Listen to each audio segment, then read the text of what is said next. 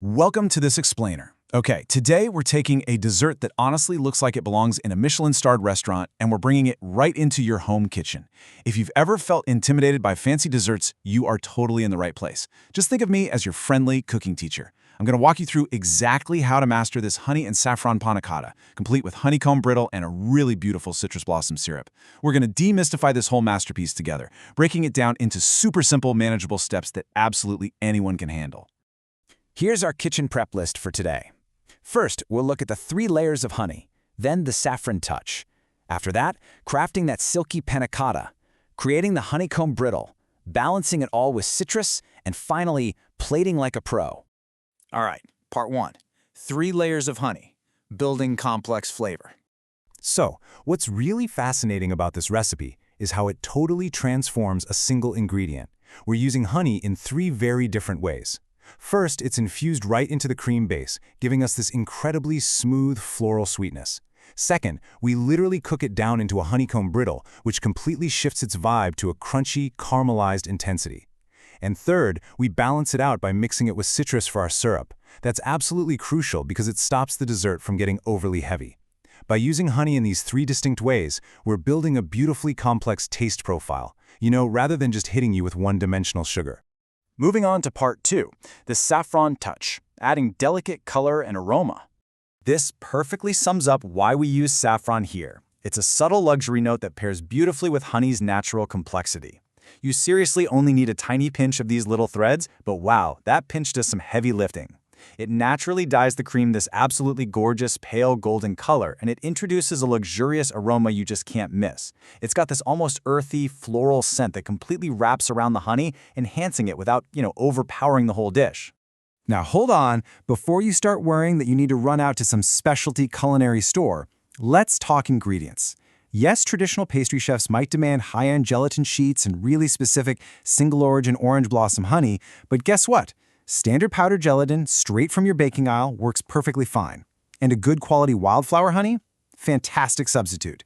These easy, accessible pantry swaps work wonderfully, and I promise they won't compromise that elegant final result one bit. Okay, part 3, crafting silky panna cotta, mastering the creamy base. Here is where patience really pays off. We start by sprinkling 2 teaspoons of powdered gelatin over cold water.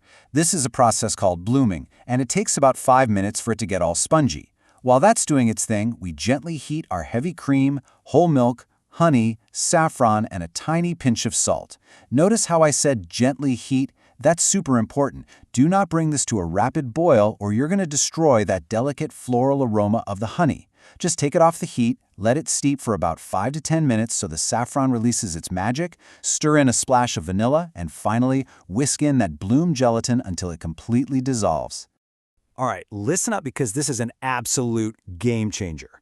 This chef's secret is exactly what separates a pretty good homemade dessert from a flawless restaurant-quality masterpiece. You must always strain your cream mixture through a fine mesh sieve before pouring it into your molds. This catches any tiny undissolved bits of gelatin or rogue saffron threads, guaranteeing that incredibly silky texture we're after. Once that's poured, just pop them in the fridge to chill for at least 4 hours. Next up, part 4. Creating honeycomb brittle, sweet kitchen science. This part is so much fun. You'll start by heating half a cup of sugar, 2 tablespoons of honey, and a tablespoon of water until it reaches this gorgeous deep amber color. The literal second it hits that color, pull it off the heat. Now for the magic trick. Quickly whisk in a teaspoon of baking soda. The chemical reaction is instant. It's going to bubble and foam up like crazy. Pour this hot foam directly onto some parchment paper. But hey, listen closely to this tip. It's crucial. Do not try to spread it out with a spatula. If you try to smooth it, you're going to pop all those trapped air bubbles, and you'll lose that amazing airy crunch. Just let it cool and settle completely on its own. Section 5. Balancing with citrus, cutting through the richness. So, think about this for a second. Why do we actually need a citrus blossom syrup in this dish? We already have a sweet panna cotta base, right? Plus the sweet brittle. Doesn't adding syrup just mean adding more sugar? It's a really great question to kind of spark your culinary intuition. Well, the answer comes down to flavor balancing. Our panna cotta base relies heavily on cream and whole milk, which makes it undeniably rich and, yeah, sweet. If we only served that, it would feel pretty heavy on the palate after just a couple of bites. But the citrus syrup, made by simmering down orange juice, lemon juice, orange zest, and just a touch of honey, acts as the ultimate counterweight. It brings in this bright, glossy acidity. When you take a bite that mixes that rich dairy with the bright acid, wow, they harmonize perfectly, waking up your palate and honestly just keeping you coming back for more. And finally, part 6, plating like a pro, bringing the masterpiece together. Look, I know unmolding can cause some serious beginner anxiety. You've worked so hard on this, and the last thing you want is for it to stick or tear, right?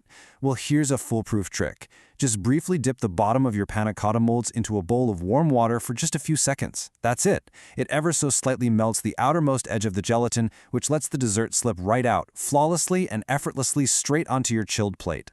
Now we get to the really artistic part. Once you've gracefully unmolded your panna cotta onto that chilled plate, take a spoon and just drizzle that glossy, vibrant citrus syrup right around the base. Next, break your cooled honeycomb brittle into jagged pieces and insert a few of those dramatic shards straight into the top or the side of the panna cotta. And finally, if you want to go full fine dining mode, finish it off with a few delicate, edible flowers or maybe even a tiny flake of gold leaf. Boom! You have literally just built a visual and textural masterpiece. And there you have it, a truly sophisticated, multi-layered dessert that you achieved right in your own kitchen. But before you go host your next dinner party, I want to leave you with this final thought. How are you going to serve it? Will you pair your sweet saffron masterpiece with a nicely chilled late-harvest dessert wine? Or will you echo those beautiful honeyed notes with a soothing floral chamomile tea? The choice is entirely up to you. Thank you so much for joining me for this explainer, and hey, happy cooking!